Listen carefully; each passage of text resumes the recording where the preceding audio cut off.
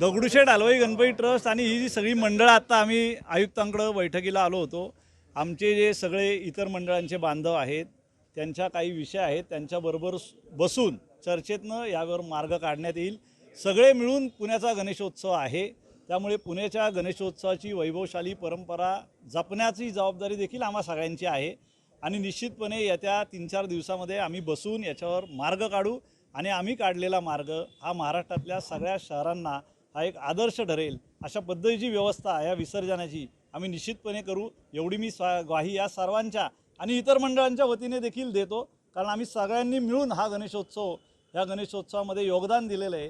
त्यामुळे गणपती बाप्पाचे सेवक म्हणून, गणपती बाप्पाचे कार्यकर्ते म्हणून आम्ही निश्चितपणे याच्यामध्ये समन्वय घडू आणि एक चांगला रिझल्ट आपल्याला 3-4 दिवसामध्ये पाहायला मिळेल. तुमच्या बैठका ज्या आहेत त्या वेगवेगळ्या होतात, तुमच्या बैठका वेगवेगळ्या होतात. मानाच्या 5 मंडळ इतर मंडळांच्या बैठका एकत्रितपणे घेऊन तोडगा काढावा यासाठी काय प्रयत्न करणार आहे का इतर मंडळांसोबत बैठका घेऊन? 3-4 दिवसामध्ये आम्ही सगळे मंडळ ज्यांना काही प्रश्न आहेत की ज्यांना लवकर जायचं अशी इच्छा व्यक्त केली आहे आणि सगळे प्रमुख मंडळ बसून एकत्रित याच्यावर कायमस्वरूपी तोडगा काढण्याचा प्रयत्न करणार आहोत आणि मग आपल्या समोर तो जाहीर केला जाईल.